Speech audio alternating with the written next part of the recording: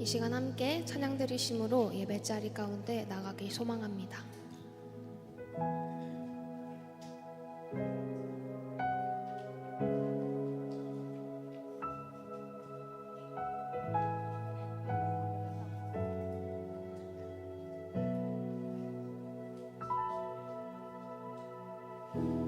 허망한 삶이라 여겼던 우리 인생은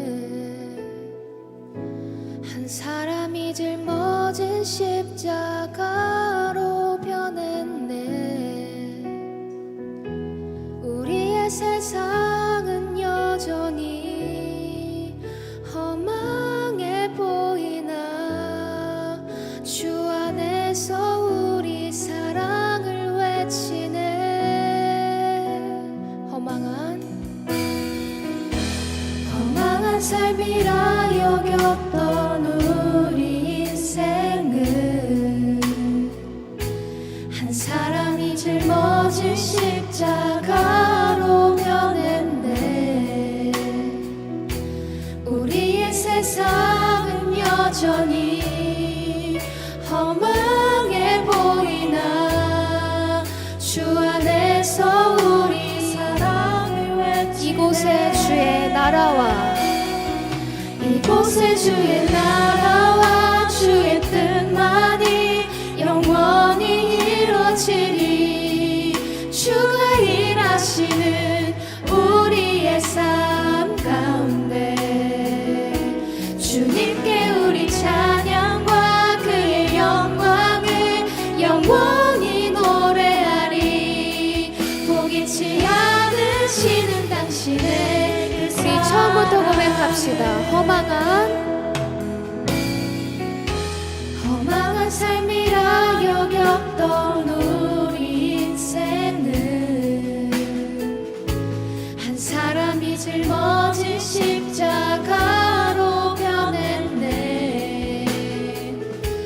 우리의 세상은 여전히 허망해 보이나 주 안에서 다시 한번 고백합시다. 허망한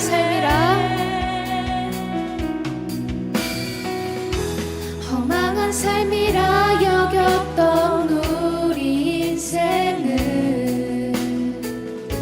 한 사람이 짊어진 십자가로 변했네.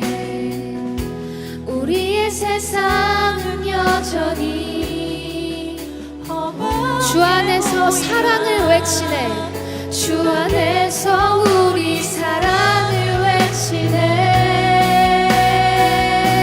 이곳에 주의 나라와 주의 뜻만이 영원히 이루어지리. 주가 일하시는 우리의 삶 가운데 주님께 우리 찬양과 그의 영광을 영원히 노래하리. 포기치 않으시는 당신의 이곳에 주의 나라와 이곳에 주의 나라와 주의 뜻만이 영원히 이루어지리. 주가 일하시는 우리의 삶 가운데 주님께 우리 찬양과 그의 영광을 영원히 노래하리. 포기치 않으시는 당신의 그 사랑. 이곳에 주의 나라와 이곳에 주의 나라와 주의 뜻만이 영원히 이루어지리. 주가 일하시는 우리의 삶 가운데 주님께 우리 찬양과 그의 영광을 영원히 노래하리. 포기치 않으시는 당신의 그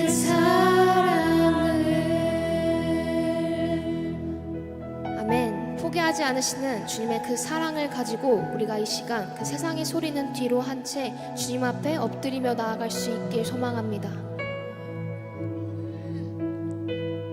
계속 찬양하겠습니다. 오 주여, 오 주여 당신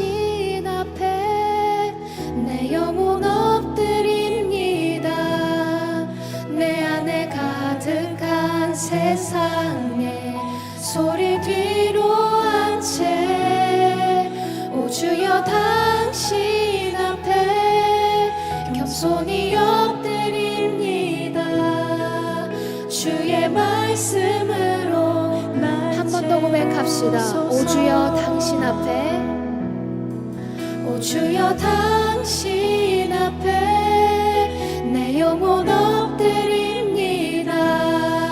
내 안에 가득한 세상에 소리 뒤로한 채 오 주여 당신 앞에 겸손히 엎드립니다. 주의 말씀으로 한 번 더 고백합시다. 오 주여 당신 앞에, 오 주여 당신 앞에 내 영혼 엎드립니다. 내 안에 가득한 세상에 소리 뒤로한 채 오 주여 당신 앞에 겸손히 엎드립니다. 주의 말씀으로 넌 할 수 없다고, 넌 할 수 없다고 세상이 말할 때 주의 오른손이 날 이끄시네.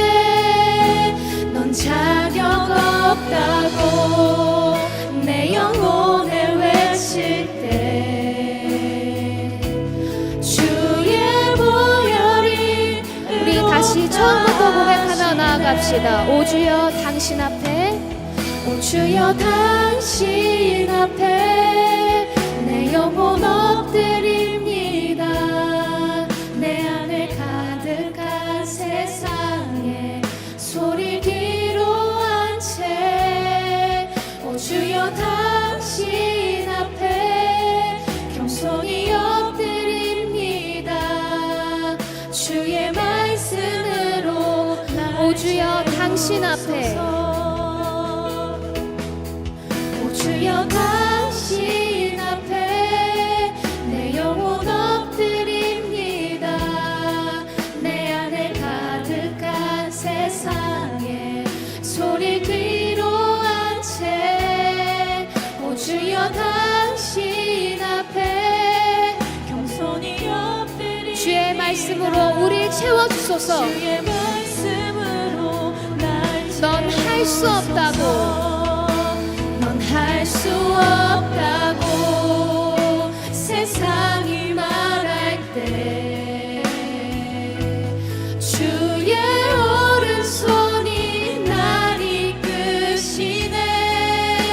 넌 자격 없다고 내 영혼에 외칠 때 주의 보혈이 넌 할 수 없다고,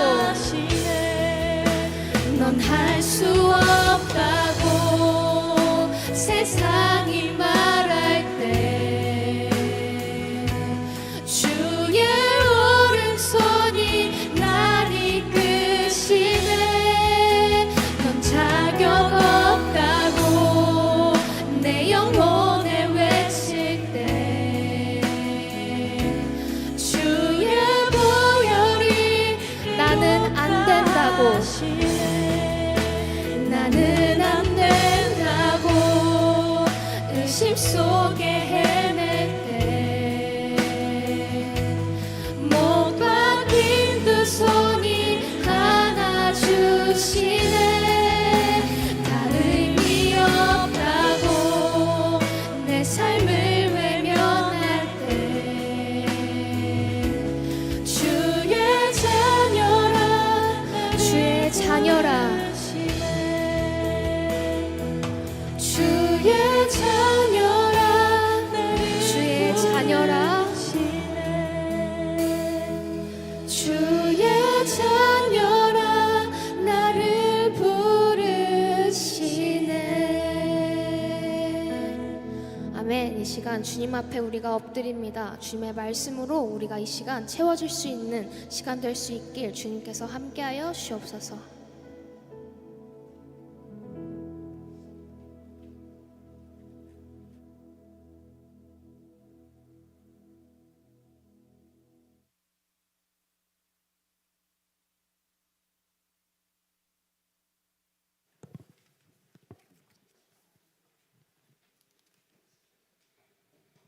우리의 게으름과 허물을 탓하지 않으시고 실패하고 실망시켜 드려도 예수 그리스도를 믿는 믿음 안에서 나를 완전한 자라 여겨주시는 주님 감사합니다. 세상 일이 바쁘다고 기도하는데 부족했고 삶의 일들을 주님께 온전히 맡기지 못하고 내가 해결하려고 근심 걱정만 하는 우리들을 불쌍히 여겨주세요. 남을 배려하는 일에 소홀했고 세상의 것을 더 사랑한 우리들을 주님의 가르침에 순종하도록 인도하여 주시기 원합니다. 오직 십자가만이 우리의 희망이 되고 기쁨이 됨을 알기 원합니다. 십자가만을 잡고 따라가는 믿음의 성도가 되게 하옵소서. 하나님을 주인 삼고 참된 영광이신 하나님으로 채워지기 원합니다. 이 시간 하나님의 말씀 앞에서 입술로는 믿음이 있다 하며 하나님을 의지한다 하나 진짜로 오직 하나님만을 의지하는지 되돌아보는 귀한 시간 되게 도와주시기 원합니다. 세상의 권력을 이용하여 유대 민족을 말살시키려 했을 때 하나님은 다 아시고 에스더를 준비시켜 주셨습니다. 우리도 현실의 상황과 형편을 볼 것이 아니라 주님만 의지할 때 모든 문제를 해결받을 줄 믿습니다. 어둠 속에서도 길을 내시는 주님을 신뢰하며 믿음으로 승리하게 하옵소서. 우리들의 자녀들이 주 안에서 바르게 성장할 수 있도록 인도하여 주옵소서. 부모들의 기도를 통해 자녀들에게 하나님을 아는 지식이 심겨지게 도와주시기 원합니다. 우리의 심령에 물이 바다 덮음같이 하나님을 아는 지식이 충만케 하옵소서. 은혜로우신 하나님, 하나님께서 주의 몸된 교회를 우리에게 허락하여 주셨음에 감사드립니다. 주님의 은혜로 구원 사역을 잘 감당하는 복음의 씨앗이 되는 예일교회 되게 도와주소서. 이를 위해 택하여 주신 김지연 목사님을 강건함과 성령 충만된 삶으로 인도하여 주시기 원합니다. 이번 주 중고등 청년부 수련회가 계획되어 있습니다. 더운 날씨에 지치지 않게 건강 지켜주시고 주님의 사랑 가운데 서로 이해하고 협력하며 말씀과 찬양으로 풍성한 은혜의 시간 되기를 기도합니다. 예배를 위해 항상 수고하는 성도들을 주님께서 기억하여 주시고 넘치는 은혜로 사랑하여 주시기 원합니다. 이 시간 우리들의 영적인 눈을 뜨게 하셔서 말씀을 들을 때 하나님의 뜻이 보이게 하시고 하나님이 주시는 평안과 기쁨과 자유함을 누리는 거룩한 시간 되기 원하며 예수님 이름으로 기도드립니다. 아멘.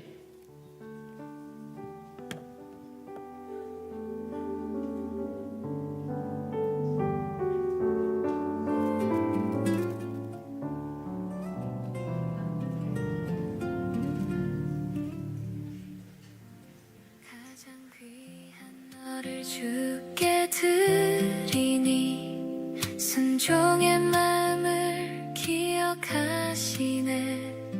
하나님 약속이시. 하나님 아버지 감사합니다. 우리 이행선 집사님, 최하민 집사님 가정에 귀한 생명 다미로 허락하여 주심을 감사드립니다. 하나님 헌화식을 통하여 드니와 또 다미를 주님께 의탁드립니다. 주님께서 친히 목자가 되어주심으로 인생의 모든 길에서 하나님께서 인도하여 주시고 하나님이 맡기신 가장 복된 인생길로 주님 인도하여 주시옵소서.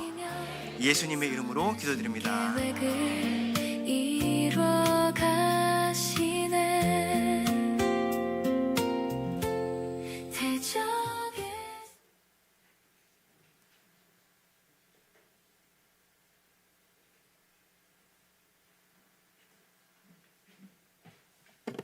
네, 광고 시간입니다. 지난주 친교 순모임 있었습니다. 순원들과 친교의 기쁨을 누리는 뜻깊은 시간이었길 바랍니다. 네, 또 마가복음 MTM 예배 오늘도 있습니다. 비블리오 드라마 마가복음 12장 1절에서 12절 말씀으로 진행되고요. 그 바리새인과 예수님의 그 신경전과 또 예수님의 비유를 저희 직접 연기하는 장면들을 보시면서 많은 은혜 받으셨으면 좋겠습니다. 또 MTM 커피 쿠폰 매주 그 한 주간 MTM을 성공하신 분들께 나가고 있는데요. 오늘 내로 꼭 사용하셔야 됩니다. 또 그 시원한 커피로 무더위 이겨내시길 바라겠습니다. 또 조영순 권사님께서 명예권사 직분 주심에 감사하여 오늘 점심 식사 저희 남자들의 소울푸드인 제육으로 섬긴다고 합니다. 아주 기쁜 소식입니다. 네, 감사합니다. 네, 또 저희 주일 아침 매주 중보기도 모임 있습니다. 오늘 아침 1층에서도 하셨는데요. 주일 예배와 찬양 인도자 설교자를 위해 매주 권사님들과 또 뜻이 있으신 저희 교회 분들이 성도분들이 모여서 함께 중보기도 모임 해주십니다. 또 수고해 주시는 원로 사모님 감사합니다. 중고 청년부 수련회 있을 예정입니다. 7월 17일부터 19일 이번 주이고요. 또 많은 은혜 받을 수 있도록 기도 부탁드리겠습니다. 네, 예일 프레이즈 팀 나오셔서 찬양 드리겠습니다.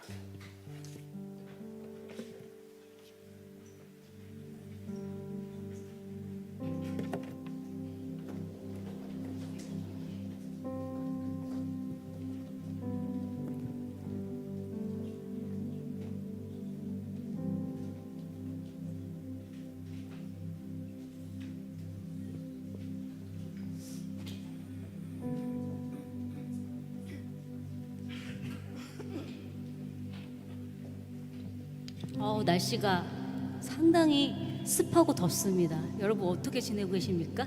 괜찮으십니까? 예, 무엇보다 건강한 삶이 제일 중요한 것 같아서 건강하시길 간절히 소망합니다. 이 시간에 우리의 모든 것 함께 되시는 우리 하나님께 이 찬양으로 올려드렸으면 좋겠습니다. 주 예수 내 맘에 들어와, 이 찬양 드릴게요.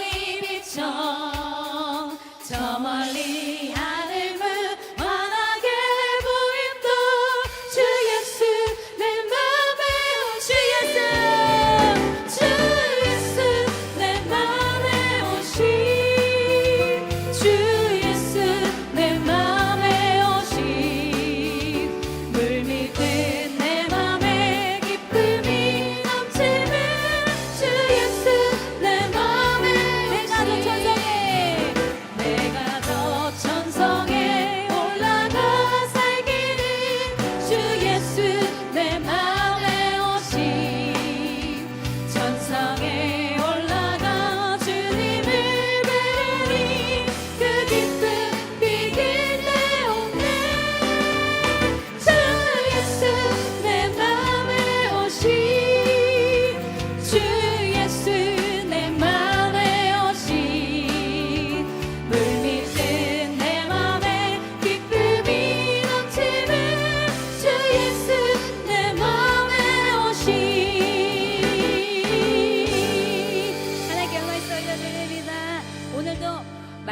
찬양으로 우리의 갈 길을 밝히 보이실 줄 믿습니다. 함께 이 찬양을 힘있게 찬양 드립시다.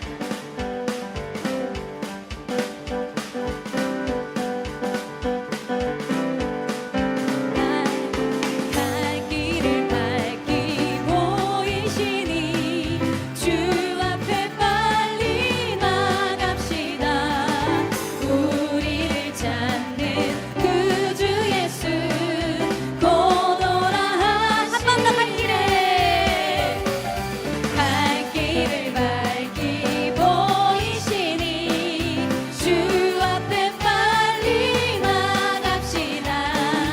우리를 찾는 구주 예수 곧 오라 하시네. 죄악 벗은 우리 영혼은 기뻐 뛰며 주를 보겠네.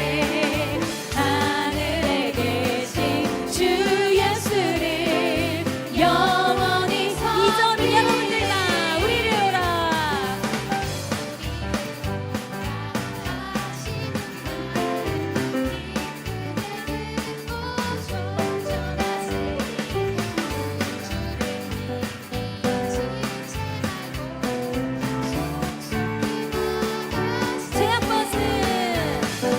죄악 벗은 우리 영혼은 기뻐 뛰며 주를 보겠네. 하늘에 계신 주 예수를 우리 목소리로 박수로만 주 오늘 여기 계시오니 다 와서 주의 말씀 듣세. 듣기도 하며 생각하니 한 번 더 더 큰 소리로 주 오늘 여기 계시오니 다 와서 주의 말씀 듣세. 듣기도 하며 생각하니 참 진리시로다. 죄악 벗은 우리 영혼은 기뻐 뛰며 주를 보겠네. 하늘에 계신 주 예수를 우리 목소리로만 죄악 벗은 우리 영혼은 기뻐 뛰며 주를 보겠네. 하늘에 계신 주 예수를 한 번 더 더 죄악 벗은 우리 영혼은 기뻐 뛰며 주를 보겠네. 하늘에 계신 주 영원히 섬기리. 하나님께 영광 박수 올려드리다. 할렐루야. 아멘.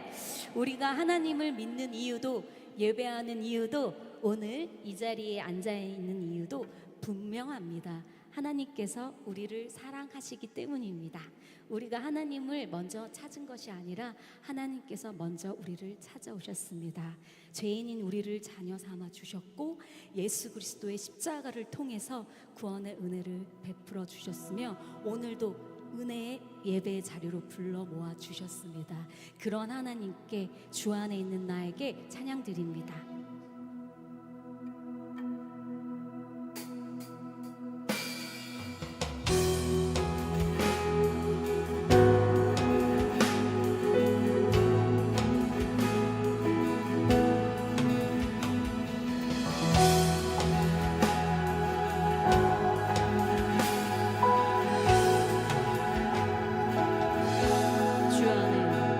주 안에 있는 나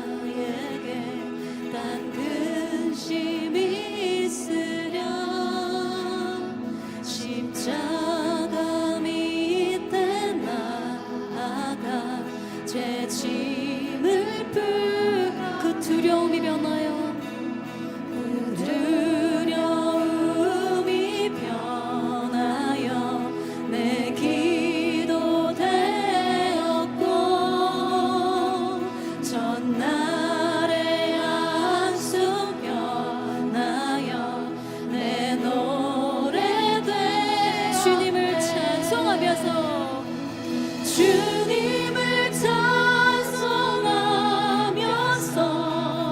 할렐루야 할렐루야 내 앞길 멀고 험해도 나 주님만 따라가리.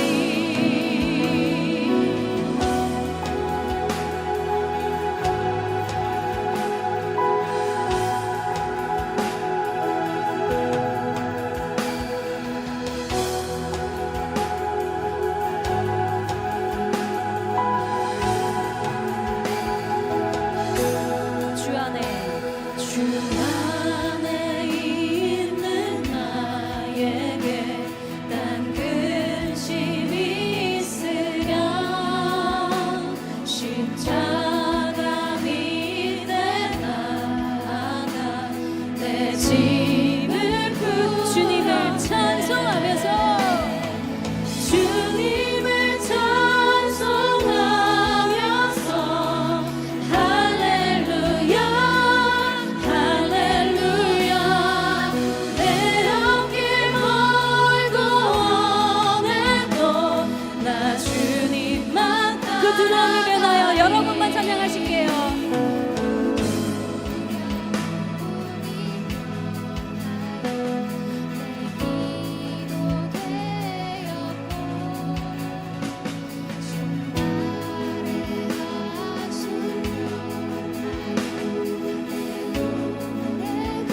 내 주와 맺은 언약은 내 주는 자비하셔서 늘 함께 계시고 내 궁핍함을 아시고 늘 채워주실 때 주님을 찬송하면서 할렐루야 할렐루야 내 앞길 멀고 험해도 나 주님만 따라 우리의 목소리로만 내 주와 맺은 언약은 영불변하시니 그 날아가기까지는 늘 보아 내 주와 맺은 언약은 내 주와 맺은 언약은 영불변하시니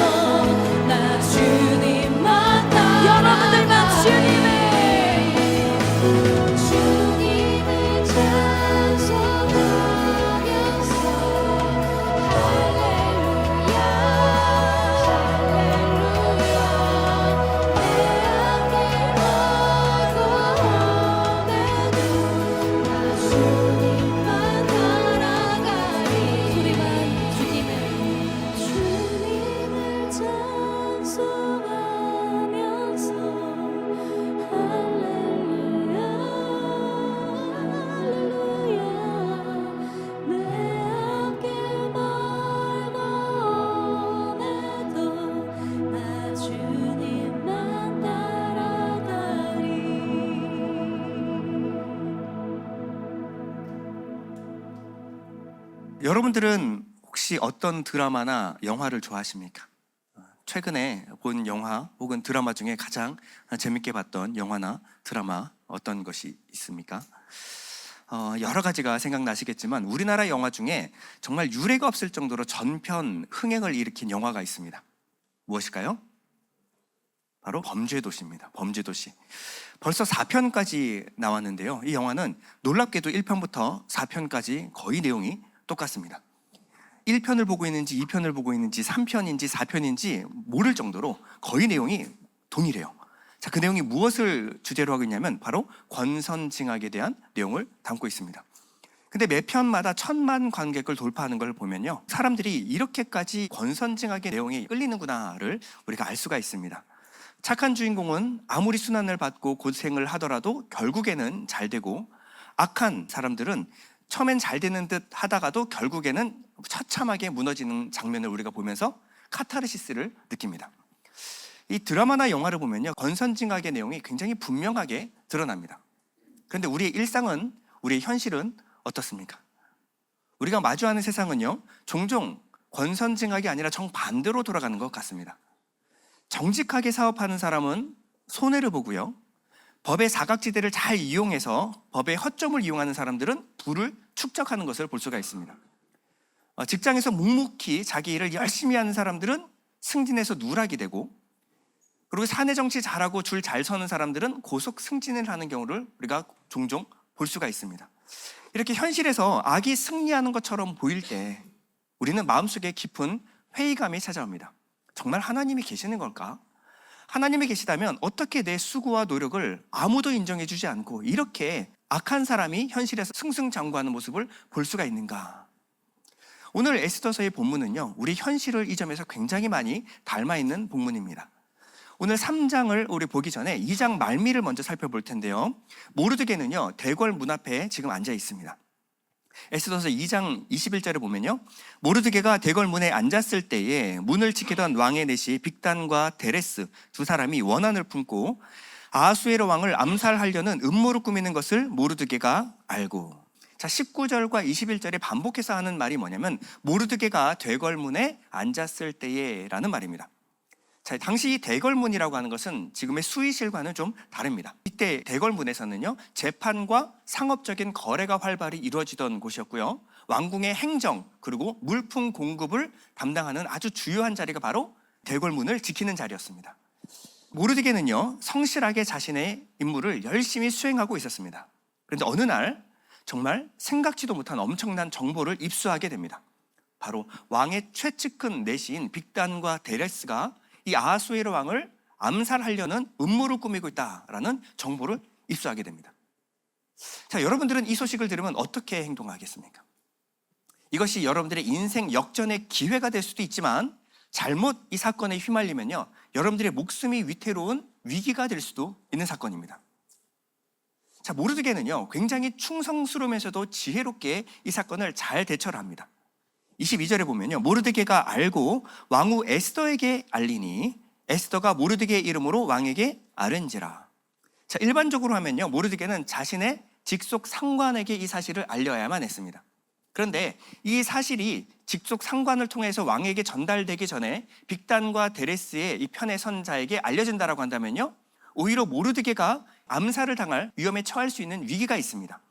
그래서 모르드게는요, 직속 상관이 아니라 왕후가 된 에스더에게 먼저 이 사실을 알렸고요, 에스더는 모르드게의 이름으로 왕에게 이 사실을 알렸습니다. 왕도 이 얘기를 처음 듣고 믿기지가 않았을 것 같아요. 자신이 가장 신뢰했던 최측근 내시 빅단과 데레스가 자신을 암살하려고 한다, 이 사실은 듣고도 믿기 힘든 소식이었을 것입니다. 그래서 철저한 조사가 이루어졌고요, 그리고 이 사실이 드러나서 결국 이 두 내시는 처형을 당합니다. 23절에 보면 조사하여 실증을 얻었으므로 두 사람을 나무에 달고 그 일을 왕 앞에서 궁중일기에 기록하니라. 자, 모르드게의 지혜와 충성 그리고 에스더의 공조가 빛이 나는 순간입니다. 이것은요, 잡범을 잡는 수준이 아니었습니다. 자신의 목숨을 걸고 왕의 목숨을 살려준 거예요. 그렇다면 왕의 목숨을 살려준 이 1등 공신에게 합당한 처우를 해줘야 되지 않겠습니까? 그렇죠? 근데 그 결과가 뭘까요? 결과가 아무 일도 일어나지 않습니다. 자신은 지금 목숨을 걸고 왕을 구했는데 돌아오는 것은 침묵뿐이었습니다. 그럼 모르드게의 입장에서 한번 생각을 해보면요, 얼마나 억울하겠습니까? 그렇죠? 저가 모르드게라고 한다면요, 왕이 문 앞에 왔다 갔다 할 때 왕 볼 때마다 저분 뭐 생각나는 거 없으세요? 뭐 잊어버린 거 없으세요? 뭐 이렇게 좀 힌트라도 줘서라도 뭔가를 받아야 되지 않겠습니까? 그런데 왕은 1절 와서 감사하다라는 인사도 하지 않고 모르드게도 1절 침묵으로 일관했습니다. 이제 모르드게의 공로가 잊혀질 만한 그때쯤 정말 더 기가 막힌 일이 벌어집니다. 자, 3장 1절은 뭐로 시작하냐면 그 후에로 시작합니다. 3장 1절에 보면 그 후에 아하수에로 왕이 아각 사람 함무다다의 아들 하만의 지위를 높이 올려 함께 있는 모든 대신 위에 두니, 이 그 후에에는 모르드게가 왕의 목숨을 구한 후에 왕은 누구의 지위를 높이 올려줍니까? 함무다다의 아들 하만의 지위를 높이 올렸다. 어느 정도로 높이 올렸냐? 제국의 2위 자리를 주었다라고 말하고 있습니다. 정말 기가 막힌 일입니다. 이제 하만이 어떠한 공로를 세웠기에 제국의 2위의 자리를 차지했는가? 성경은 1절 설명이 없습니다. 목숨을 걸고 왕의 목숨을 구해준 이 1등 공신은 찬밥 신세가 되고요, 도대체 무슨 공을 세웠는지도 알지 못하는 이 하만이라는 인물이 바로 제국의 2위인자로 등극을 했습니다. 이때 우리 마음속에서 올라오는 것은요, 하나님, 이게 공평합니까? 아니, 어떻게 하나님은 그러실 수가 있습니까? 근데 하나님은요, 이 공로를 나중을 위해서, 결정적인 순간을 위해서 저축을 해두십니다. 그러니까 당장은 억울해 보였던 이 일이요, 에스더서 6장에 가보면 이것이 얼마나 기가 막힌 하나님의 지혜로운 배치였는지를 우리가 알 수가 있습니다. 우리도 이런 일을 당할 때가 있죠. 회사에서, 또 교회를 위해서, 공동체를 위해서 열심히 헌신하고 수고했는데 그 수고를 다른 사람이 채갈 때, 사람들이 나의 수고를 아무도 알아주지 않을 때 우리 마음속에서 억울함이 찾아올 때가 있습니다. 근데 사람들은 모두 다 잊어버릴지라도 하나님은 그 수고를 잊지 않은 줄 믿으시기 바랍니다. 하나님의 블랙박스 안에는 다 기록이 되어 있어요. 그리고 하나님은요, 여러분들의 헌신을 하나님의 때, 하나님의 적절한 타이밍에 꺼내어 쓰실 줄 믿습니다. 자, 그럼 제국의 2위 자리에 올라갔던 하만은 어떤 사람이었는가? 자, 이유를 보면요, 뇌물 쓰기를 즐겨하고요, 허세가 가득하고 굉장히 교만한 사람이었습니다. 성격은 얼마나 개차반이었는지, 이 다혈질에다가 사람 목숨을 파리 목숨만도 못하게 여기는 아주 안 좋은 사람이었습니다. 그런데 하만이 문제가 있었음을 알았음에도 불구하고요, 사람들은 이 권력이 두려워서 그의 심기를 건드리지 않습니다. 자, 3장 2절에 보면요, 대궐 문에 있는 왕의 모든 신하들이 다 왕의 명령대로 하만에게 꿇어 절하되 모르드게는 꿇지도 아니하고 절하지도 아니하니. 자, 모든 사람이 왕의 명령대로 하만에게 꿇어서 절을 했어요. 단 한 사람의 예외가 있었는데 바로 모르드게였습니다. 이 모르드게는 이 하만에게 어떤 일인지 절하지도 않고 인사하지도 않았어요. 이때 하만의 반응이 어땠을까요? 5절에 보면요, 하만이 모르드게가 무릎을 꿇지도 아니하고 절하지도 아니함을 보고 매우 노하더니. 여러분, 좀만 냉정하게 한번 생각을 해보면요, 지금 하만은 한 나라의 2인자가 되었습니다. 그것도 뭔가 대단한 공로를 세워서가 아니라 왕이 직접 꽂아줬어요. 그러니까 낙하산입니다. 그런데 수많은 사람이 자기에게 머리를 조아리고 지금 인사를 하고 있습니다. 그런데 문지기 관리 한 명이 자기에게 인사 한 번 안 했다고 해서 이렇게까지 화가 날 일입니까? 이렇게까지 화가 날 일일까요? 그럼 자존심 높은 사람들은요, 누가 인사를 하든 말든 별로 신경 안 씁니다. 못 봤나 보지, 바쁜가 보지. 고의적으로 자기한테 인사를 하지 않는 부하 직원을 만나도요, 별로 신경 안 써요. 자기 일만 열심히 하면 뭐 그럴 수도 있지, 그럴 만한 이유가 있겠지, 넘어갑니다. 그 사람이 나한테 인사를 하고 안 하고가 뭐가 그렇게 중요하겠습니까? 자기 일만 열심히 하면 되죠. 그런데 하만은요, 자기에게 인사하지 않는 사람을 보고 견딜 수가 없었습니다. 이것은 무엇을 의미하냐면요, 하만의 내면이 병들어 있다라는 증거입니다. 하만만 그런 것이 아니었어요. 1장의 아하수에로 왕은 어땠습니까? 왕 와스디가 자신의 명령을 복종하지 않자 거역했다고 그 자리에서 그 이유도 물어보지 않고 왕후를 폐위시켜버립니다. 이게 세상 권력의 민낯입니다.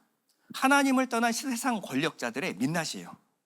하나님을 떠난 인간들 내면에는 무엇이 있냐면요, 심각한 불안과 열등감이 자리 잡고 있습니다.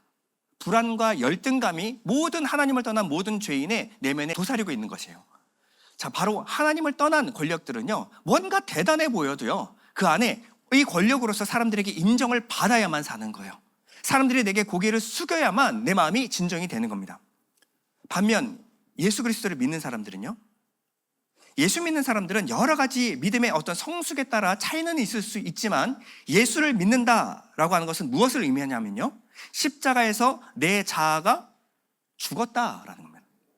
이거는 부인할 수 없는 사실이에요. 내 죄, 내 자아가 십자가에서 처분당한 겁니다. 그러면요, 내가 자존심 한번 긁혔다고, 이 자아가 뭔가 한번 어디에 긁혔다고 해서 그렇게까지 분노할 일이 아니라는 겁니다. 이 죽은 시체에다가 발로 찬다고 해서 이 시체가 살아서 막 기분 나쁘다고 그러겠습니까? 여러분들의 자아는 십자가에 못 박혔습니다. 그러니까 내가 예수를 믿느냐 믿지 않느냐는요, 뭔가 대단히 어려운 신학적인 논제가 아니라 내 자아가 십자가에 죽었는가, 나는 내 자아를 위해서 살지 않는 사람이다, 이것이 바로 그리스도인의 정체성이라는 거예요. 그러면요, 잠깐 부르르 하죠. 예수 믿는 사람도 자존심 상할 수 있습니다. 부르르 할 수 있어요. 기분 나쁠 수 있습니다. 그런데 돌아서면 아무 일도 없었던 것처럼 잘 살아갈 수가 있어요. 내 자아를 높이고 나를 증명하는 일에 그렇게 시간과 노력을 쏟아붓지 않아도 됩니다. 모르드게가 하만에게 절하지 않자 가장 안달난 사람들은요, 옆에 있는 주변 동료들이었습니다. 이 불똥이 자기에게도 튈까 봐 얼마나 두려웠겠습니까?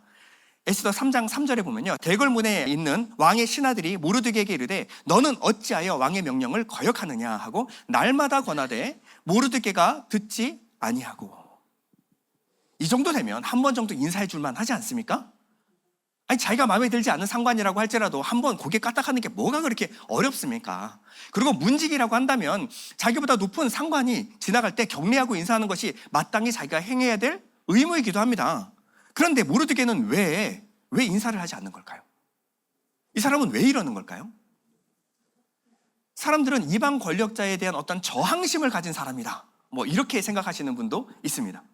근데 그가 아하수에로 왕이 암살을 당할 그런 위기에 처했을 때 그 왕의 목숨을 구해준 것 보면 우리 독립투사처럼 어떤 이방 권력자에 대한 저항심이 가졌다, 이렇게 보기는 좀 어려운 것 같습니다.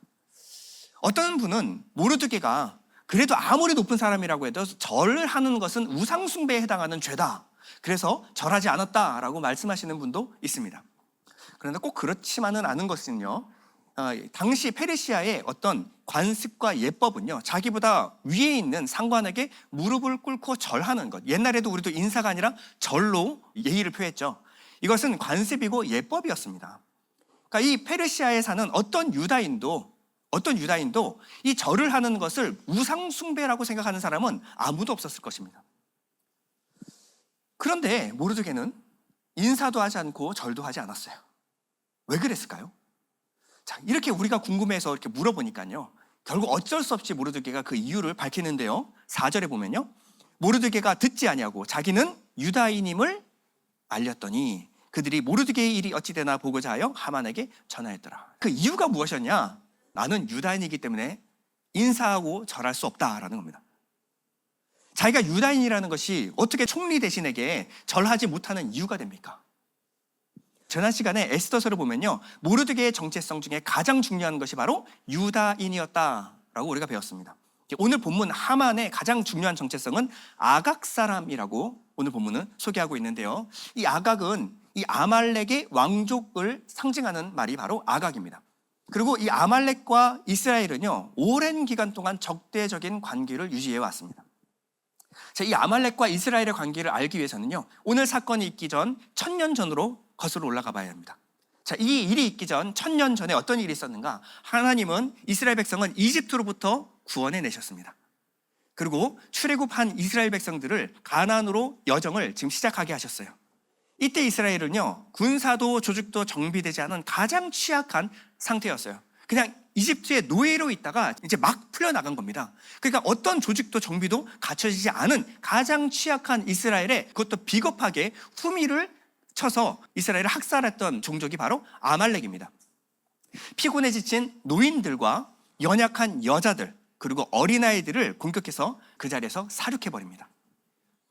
하나님은 이러한 아말렉과 대대로 싸우시겠다라고 천명하십니다. 출애굽기 17장 16절에 보면 이르되 여호와께서 맹세하시기를 여호와가 아말렉과 더불어 대대로 싸우리라 하셨다 하였더라. 이 표현은 하나님께서 어떤 특정한 민족을 혐오하고 증오했다라는 것이 아닙니다. 하나님의 구원 사역을 막아서는 이 악한 세력을 하나님께서는 가만두지 않으시겠다라고 말씀하시는 거예요. 1차 포로 귀환과 2차 포로 귀환 사이에 에스더가 기록이 되어 있습니다. 1차 포로 귀환 때 예루살렘으로 귀환하지 못한 잔류 인원들인 거예요. 다시 말하면 뒤에 처진 이스라엘 후미를 지금 노려서 이들을 멸족시키려고 달려들고 있는 겁니다. 하는 방법이 똑같죠. 그래서 하나님은요, 이스라엘 백성들에게 절대로 아말렉을 그냥 두어서는 안 된다라고 명령하신 적이 있습니다. 신명기 25장 17절을 보면 너희는 애굽에서 나오는 길에 아말렉이 내게 행한 일을 기억하라. 곧 그들이 너를 길에서 만나 내가 피곤할 때에 내 뒤에 떨어진 약한 자들을 쳤고 하나님을 두려워하지 아니하였느니라. 그러므로 너는 천하에서 아말렉에 대한 기억을 지워버리라. 너는 잊지 말지니라.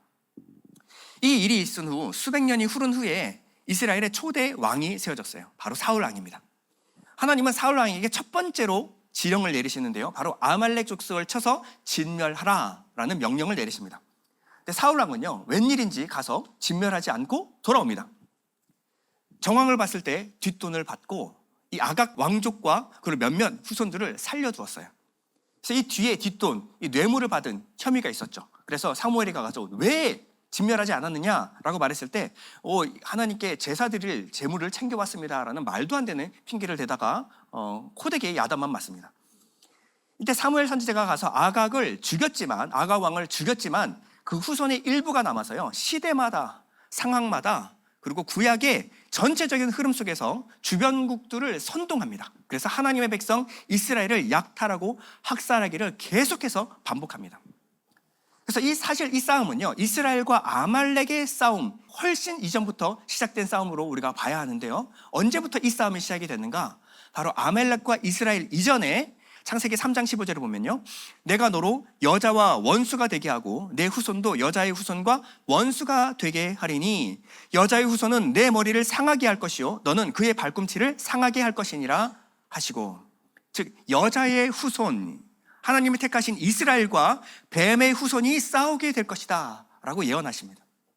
그러니까 성경은요, 끊임없이 이 전쟁의 역사를 기록하고 있는데요, 가인과 아벨로 시작해서 야곱과 에서, 여자의 후손과 뱀의 후손의 싸움이 끊임없이 이어집니다. 마귀는요, 모세를 죽이기 위해서 애굽에 사는 모든 히브리 남자애들을 죽이라는 바로의 명령 뒤에서 역사하고 있었습니다. 이 바로 뒤에 역사하고 있는 것이 바로 뱀, 결국 사단 마귀의 역사였습니다. 훗날 아기 예수님을 죽이기 위해서 베들레헴의 3살 아래의 모든 남자들을 죽이라라고 명령했던 헤롯의 명령 뒤에도 누가 있었습니까? 사단 마귀가 있었다라는 거예요. 이렇게 우리는요, 성경을 봤을 때 성경의 그냥 문자적 겉으로 드러난 현상만 볼 것이 아니라 그 배후에 어떤 영적인 역사가 일어나고 있는가, 여러분 이것을 볼 수 있는 눈이 있어야 합니다. 에스더서를 볼 때 우리는 모르드게와 하만의 대립으로 봐서도 안 되고요, 아말렉과 이스라엘의 싸움으로 봐서도 안 됩니다. 이 이면에 있는 이 영적인 싸움을 볼 수가 있어야 되는 거예요. 다시 말해서 개인적이고 민족적인 싸움이 아니라 하나님이 택하시고 구원하는 하나님의 구속의 역사, 그리고 그것을 막아서려고 하는 악한 영적 세력 간의 싸움으로 우리가 읽어야 합니다. 자, 6절을 보면요, 그들이 모르드게의 민족을 하만에게 알림으로 하만이 모르드게만 죽이는 것이 부족하다고 생각하고 아하수에로의 온 나라에 있는 유다인 곧 모르드게의 민족을 다 멸하고자 하더라. 그저 개인적인 원한 관계가 아니었다라는 거예요. 모르드게가 자신의 뿌리를 유다인이라고 해서 자신의 영적 뿌리를 알고 있었다라고 한다면요, 하만도 마찬가지였을 것입니다. 이 아말렉 족속의 왕족, 이 하만도요, 유다 민족을 향한 적개심이 불타고 있었다라는 거예요. 그리고 이 모르드게의 사건은 이 도화선에 불을 지핀 것 뿐입니다. 그러니까 언젠가는 무슨 일로든 터질 일이었다라는 겁니다. 그리고 이 하만의 마음속 그 이면에는 하나님의 백성을 몰살시키려고 하는, 하나님의 구원의 사역을 방해하려고 하는 악한 마귀의 역사가 있었다라는 것을 우리가 볼 수가 있어야 합니다. 자, 유다인 말살이라는 이 전무후무한 끔찍한 계획을 성취하고자 이 하만은요, 무슨 일을 하느냐? 바로 먼저 제비를 뽑습니다. 3장 7절 우리 다 같이 한번 읽어볼까요? 시작.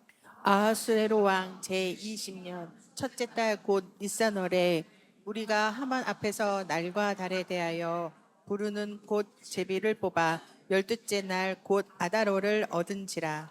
이 부르, 이 제비, 이 주사위, 이것을 복수로 해서 부림이라고 해서 부림절이 탄생했는데요. 이것은 사실 바벨론 종교 관습에서 근거를 둔 겁니다. 그들은 무엇을 믿고 있었냐면요, 한 해의 첫 달, 이 니산월에 모든 신들이 인간의 운명을 결정하기 위해서 지상에 내려온다라고 믿었어요. 이 지상에 내렸을 때 그들의 신탁, 소원을 아뢰고 신탁을 받게 되면 이 일은 반드시 이루어진다라는 믿음을 갖고 있었습니다. 그러니까 유다인 몰살이라고 하는 거대한 계획을 세워놓고요, 이 날짜를 뽑기 위해서 이 첫째 달에 제비를 던진 겁니다. 근데 결과가 무엇이 나왔냐? 바로 11개월 뒤 12째 달 곧 아달월로 나왔어요. 하만의 마음은요, 당장이라도 유다인을 학살을 자행하고 싶었을 겁니다. 그런데 이 중대한 일을 실행하는데 이 미신적인 신앙이 강한 그가 이 신탁을 무시할 수는 없었겠죠. 하나님은 이것을 사용하셨습니다. 하나님의 섭리는요, 이스라엘 백성들이 이 구원의 역사를 일으키기 위한 영적 무장을 할 수 있는 충분한 기간을 마련하셨어요. 자, 아무리 총리 대신이라고 할지라도요, 페르시아 제국 내에 있는 한 민족을 멸망시키는 일은요, 너무나 큰 일이었습니다. 이거 잘못하면 큰일 나거든요. 그래서 왕의 허락이 필요했습니다. 그래서 왕에게 가서 아주 능수능란하게 음해를 하기 시작하는데요. 자, 3장 8절에 보면 하만이 아하수에르 왕에게 아뢰되 한 민족이 왕의 나라 각 지방 백성 중에 흩어져 거하는데 그 법률이 만민의 것과 달라서 왕의 법률을 지키지 아니하오니 용납하는 것이 왕에게 무익하니이다. 자, 첫 번째, 하만은요, 왕 앞에서 그 민족은 흩어져 거한다 라고 말하고 있는데요, 그 민족이 어떤 민족인지를 지금 언급하고 있지 않는 거예요. 그저 왕에게 위협이 되지 않는 흩어져 사는 그냥 잡족에 불과한 족속이 있습니다 라는 겁니다. 정치가들이 제일 무서워하는 것은요, 뭉쳐서 자신의 의견을 내는, 이것을 굉장히 무서워하겠죠. 근데 왕에게 전혀 위협되지 않는 그냥 흩어져 사는 잡족에 불과한 족속입니다. 사실일까요? 당시 유다인들은요, 수산성에만 70만 명이 모여 있었고요, 페르시아 제국 내에는 400만 명이 존재하고 있었다고 합니다. 우리나라 사람들도 어느 나라에 가도 열심히 살죠. 정말 최선을 다해서 삽니다. 유다인들은요, 지금도 유대인들은요, 각 분야에서 최고의 자리, 열심히 살아서 전문 직종에 종사하고 있는 사람들이 바로 유대인들입니다. 이들도 마찬가지였을 겁니다. 최선을 다해서 살아서 성실하게 세금을 납부하고 있었던 시민이었을 것입니다. 그런데 이 선량한 400만 명의 시민, 이 유다인을 그냥 없애도 되는, 그냥 흩어져 사는 잡족, 보잘것없는 족속으로 폄하하고 있는 겁니다. 자, 두 번째는요, 유다인들이 페르시아에 사는 아주 해악한 존재라고 말하고 있는데요, 그 법률이 만민의 것과 달라서 왕의 법률을 지키지 아니하오니. 자, 법률이 만민의 것과 다르다. 무슨 말이냐면 이들은 페르시아의 법 외에 다른 법을 지킵니다. 율법을 지킵니다. 하나님의 율법을 갖고 있는 것은 사실이지만 그들은요, 그 당시에 이방의 법을 최대한 존중하고 살았습니다. 그래야 살 수 있으니까요. 근데 이 하만은요, 유대인들이 페르시아의 법, 왕의 말을 지금 무시하는 종족이다라고 음해하고 있는 겁니다. 그래서 결론적으로 하만은 이들을 용납하는 것이 왕에게 무익합니다. 용납은 영어로 톨레랑스라고 번역이 됐는데 포용 정책이에요. 당시 페르시아는요, 포용 정책을 펼쳐서요, 수많은 민족과 나라를 품었습니다. 그래서 그 나라의 언어와 관습, 문화를 존중해 주었어요. 그런데 유다인의 경우는 이러한 포용을 베푸는 것이 왕에게 전혀 도움이 되지 않습니다 라고 지금 설득하고 있는 겁니다. 마지막으로 이 교활한 하만은요, 왕이 미처 이 생각할 틈을 주지 않고요, 뒤에 뇌물을 먹여가지고 왕의 금고에 1만 달란트를 채워놓겠습니다. 지금 금고에 1만 달란트를 채워놓겠습니다 라고 얘기를 하는데요, 9절에 보면 왕이 옳게 여기시거든 조서를 내려 그들을 진멸하소서. 내가 은 1만 달란트를 왕의 일을 맡은 자의 손에 맡겨 왕의 금고에 드리리이다 하니. 당시에는 금보다 은이 훨씬 더 비쌌습니다. 은 1만 달란트라고 하는 것은요, 당시 페르시아의 1년 국가 총 수입에 해당하는 굉장히 어마어마한 돈이었습니다. 그리고 지금 이 페르시아는요, 그리스와의 전쟁을 끝내고 나서 국고가 거의 바닥에 날 정도로 힘든 상황이었어요. 하만은요, 이것까지 계산에 넣은 겁니다. 그래서 뇌물을 바치겠습니다 해서 왕의 마음을 지금 움직이려고 든 거예요. 그러니까 많은 학자들은요, 애초에 지금 소수민족에 해당하는 이 하만이 총리 대신의 자리에 올라간 것도 바로 정치 자금을 대서 뇌물을 먹여서 그 자리에 올라갔을 것이다라고 추측을 합니다. 그런데 당시에 한 개인이요, 이렇게 어마어마한 부를 축적하는 것은 당시에는요 거의 불가능한 일이었습니다. 그럼 하만은 도대체 은 1만 달란트를 어디서 지금 마련할 심산으로 이런 얘기를 지금 하고 있는 걸까요? 바로 페르시아에 사는 400만의 유다인들을 몰살시키고 그의 재산을 몰수해서 그 돈을 왕에게 바칠 생각으로 지금 말하고 있는 겁니다. 그러니까 하만의 계획에는요, 살인과 약탈이 이미 그 안에 묶여 있는 거예요. 그 계획 안에. 여러분, 악한 역사는요, 그냥 힘과 무력으로만 우리에게 다가오지 않습니다. 악한 자의 가장 강력한 무기가 뭔지 아십니까? 바로 말이에요. 정확히 말하면 거짓 말입니다. 사실을 은폐하고요, 부풀리고 진실을 비틀어서 왜곡하는 것이 악한 영이 하는 가장 주요한 무기입니다. 이것이 지금까지도 하나님의 백성 교회를 괴롭히는, 교묘하게 교회를 어지럽히는 무기라는 거예요.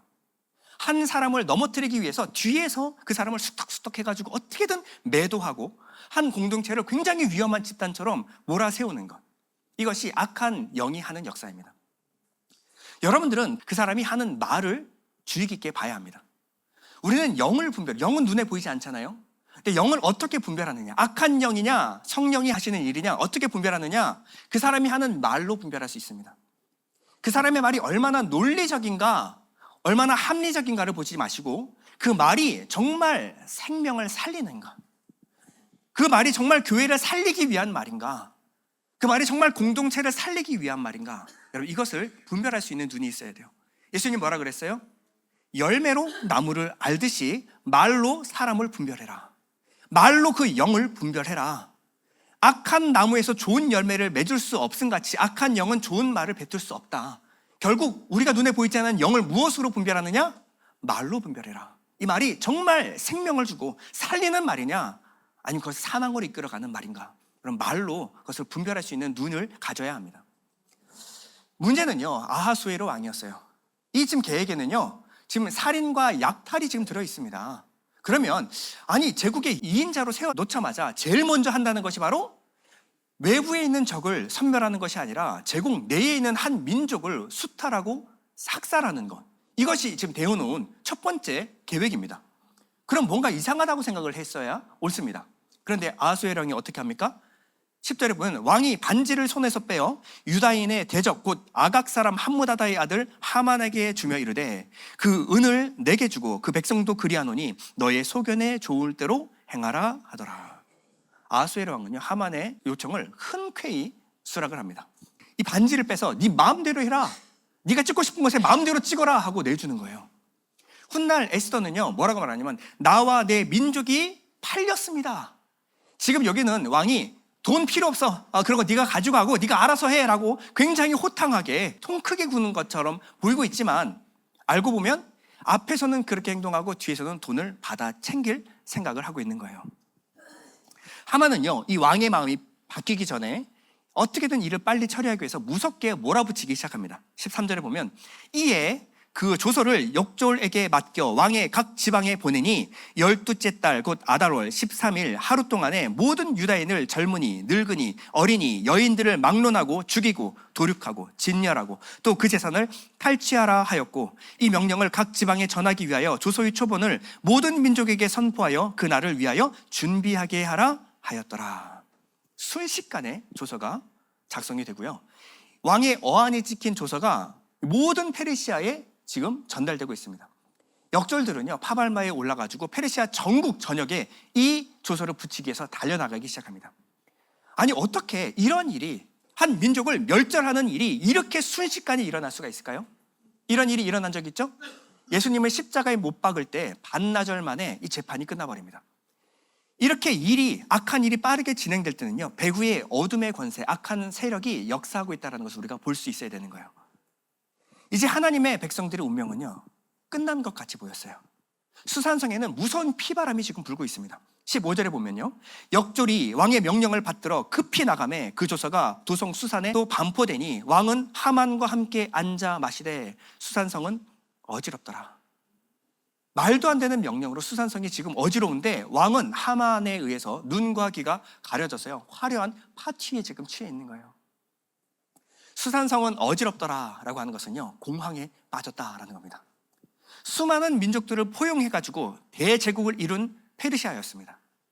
근데 어떠한 합당한 이유 없이 수산성 그리고 페르시아에 살아가는 400만 명에 달하는 한 민족을 몰살시켜라 라는 조서가 붙었습니다. 이것은 전례가 없는 일이었어요.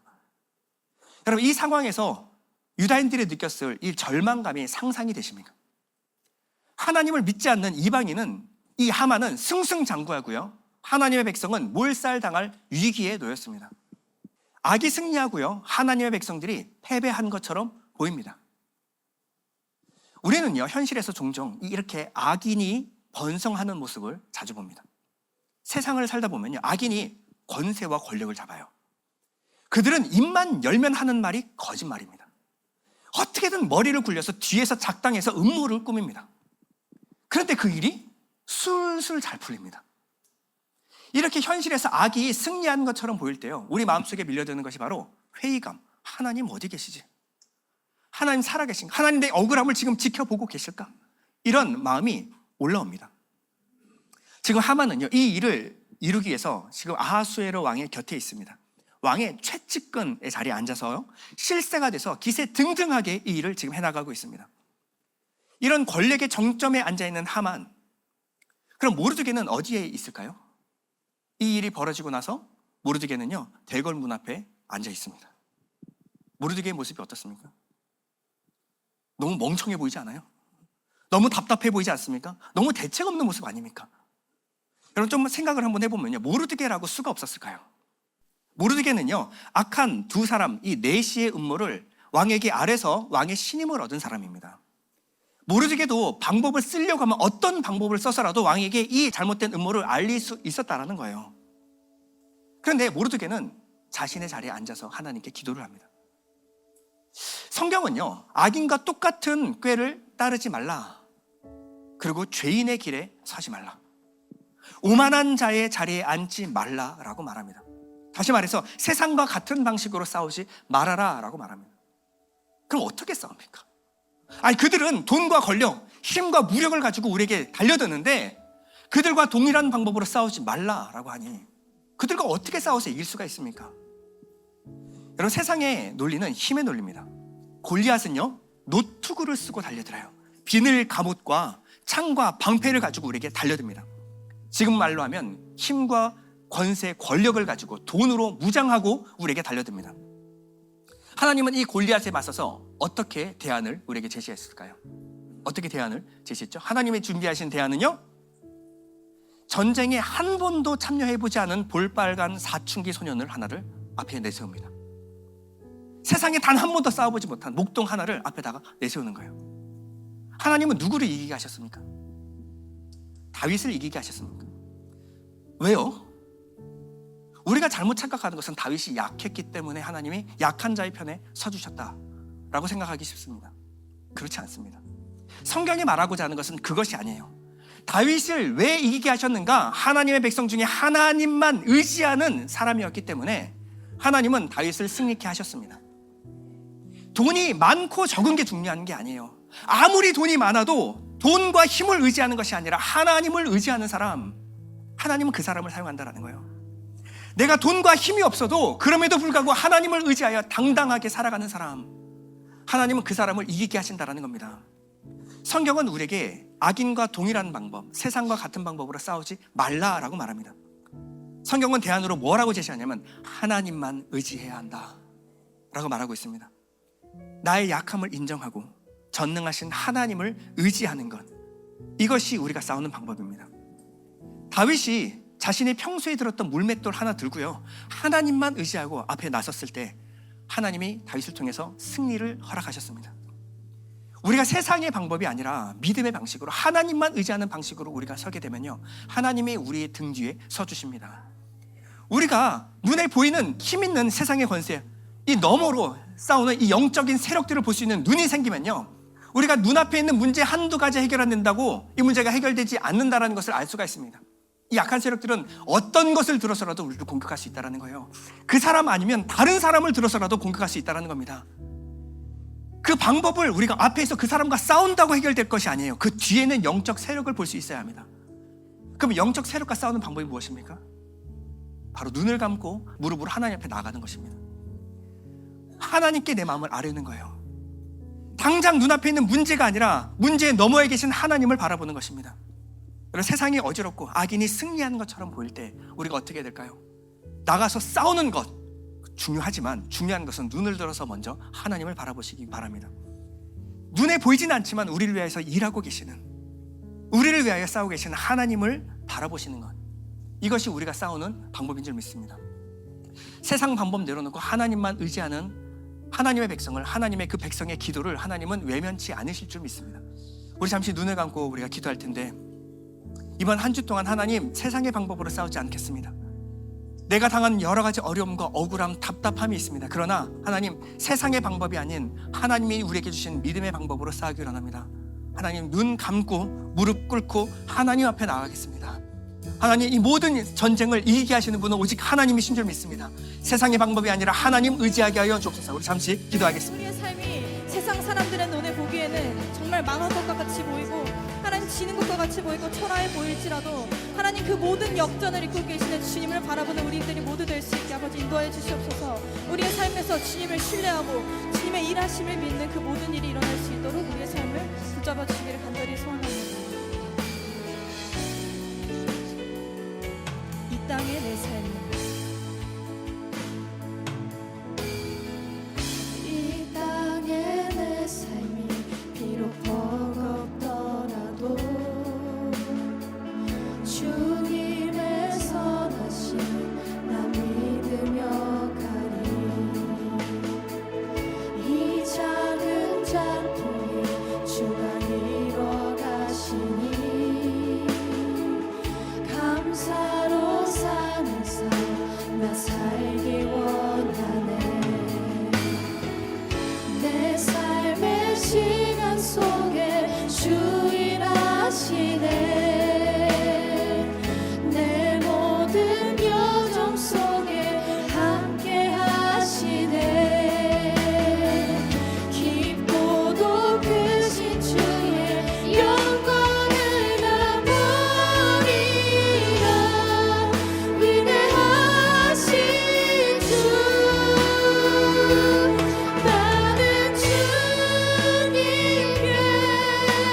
속한 자 되어 주의 나라 위해 전심으로 살리라. 주의 마음에 합한 자 되어 맡기신 소명이 내 삶의 시간 속에 주님 일하십니다. 내 삶의 시간 속에 주 일하시네. 내 모든 여정 속에 함께 하시네. 깊고도 크신 주의 영광을 나 보리라. 위대하신 주, 나는 주님께 속한 자 되어 주의 나라 위해 전심으로 살리라. 주의 마음에 합한 자 되어 맡기신 소명이 우리 시간 한 가지 함께 기도했으면 좋겠습니다. 주님, 우리가 세상을 살아가는 동안 우리와 함께 하시는 하나님만 신뢰하게 해달라고 우리 시간 기도했으면 좋겠습니다. 우리가 주님만 신뢰하겠습니다. 우리 시간 함께 통성으로 기도합시다. 하나님, 우리가 세상을 살아가는 동안 하나님 눈앞에 보이는 세상을 아버지 신뢰하지 않기를 원합니다. 하나님, 내 삶에 일하고 계시는 아버지 정말 작고 초라한 우리의 삶이지만 내 삶에 주님께서 나와 함께 계시다는 사실 아버지 믿고 신뢰하는 아버지 우리 그리스도인들이 될 수 있게 아버지 인도하여 주시옵소서. 하나님, 우리의 삶에 정말 주님 풍성하게 일하시는 주님의 일하심을 발견할 수 있는 아버지 우리의 믿음을 발견하기 원합니다.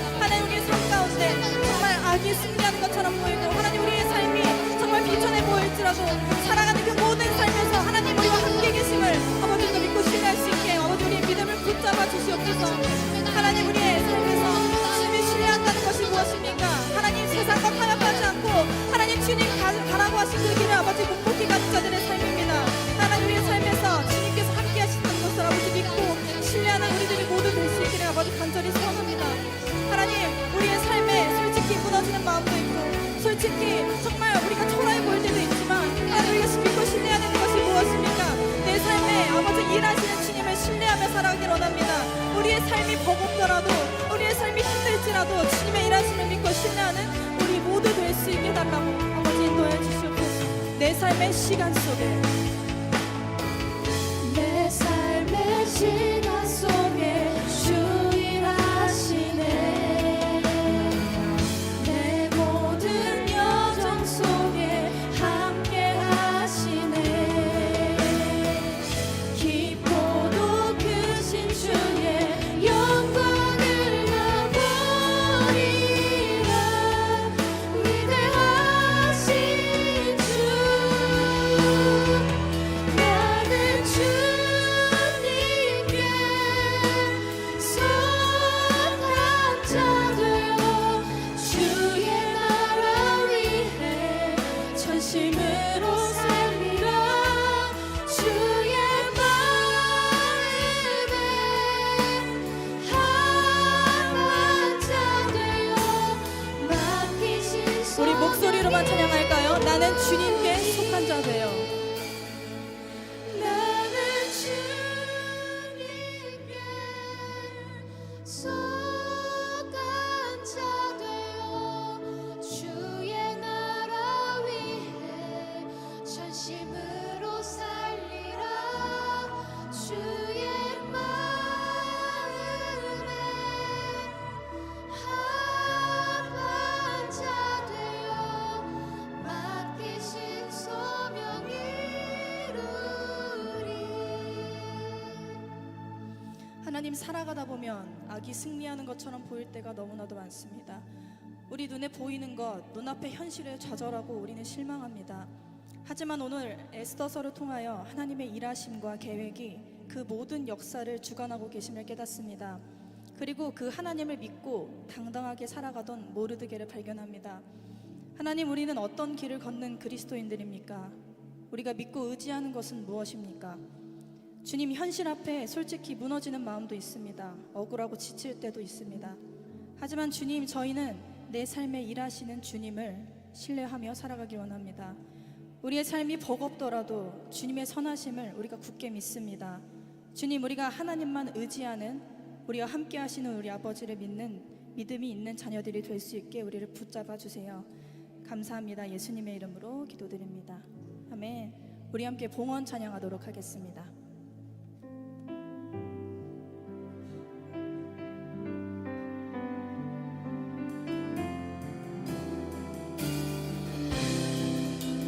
주 예수보다 더 귀한 것은 없네.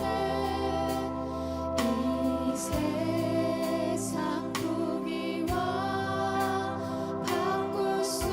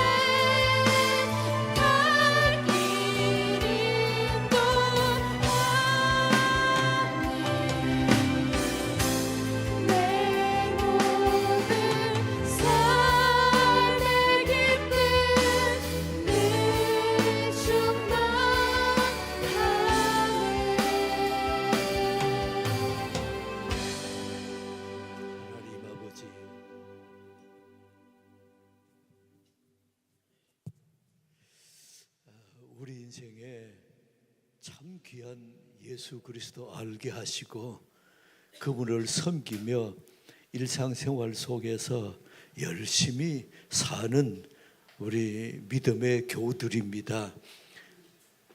주께서 주신 물질 중에 일부를 구별하여 11조헌금, 감사헌금, 주일헌금, 선교헌금, 참으로 구제헌금 믿음으로 드렸습니다. 드리는 손길 주께서 꼭 잡으시고 잘했다, 충성된 종아, 은혜와 평강으로 주님께서 인도해 주시기 원합니다. 참으로 드리고 싶지만 드리지 못한 마음이 답답하고 안타까운 교우들도 있습니다. 주님 손들어 축복하시고 위로하시고 새 힘 주시고 새 은혜 주셔서 참으로 믿음이 장성한 분량까지 성장하도록 축복해 주옵소서. 드리는 물질이 아름답고 귀하게 쓰임받고 또 드리는 그 손길이 우리 주님 앞에 넉넉함으로 우리 주께서 축사해 주도록 은혜 내려 주옵소서. 인생을 살다가 보면 하나님의 생각과 내 생각이 다를 수 있습니다. 그러나 내 생각을 하나님의 생각에 계속 맞춰서 나가며 하나님을 일하시게 하는 기도와 감사로 우리 하나님이 더 기쁨으로 우리 인생에 개입하도록 축사해 주옵소서. 오늘 말씀을 통해서 참으로 내 생각과 하나님의 생각이 다를 때 하나님의 생각은 맞습니다. 옳습니다. 전능합니다. 참으로 하나님의 생각 앞에 더 깊이 나아가는 복된 은혜 있게 하옵소서. 지금은 우리 구주 예수 그리스도의 무한하신 은혜와 하나님의 크신 사랑하심과 성령의 감화 감동 내주 교통하심이 믿음으로 주님 앞에 나와 예배드리는 사랑하는 교우들, 오늘 예배에 참석한 모든 믿음의 사람들 기도와 고백 위에 우리 하나님의 평강이, 하나님의 거룩한 권능이, 하나님의 은혜의 역사가 이제로부터 영원까지 함께 있을지어다. 아멘.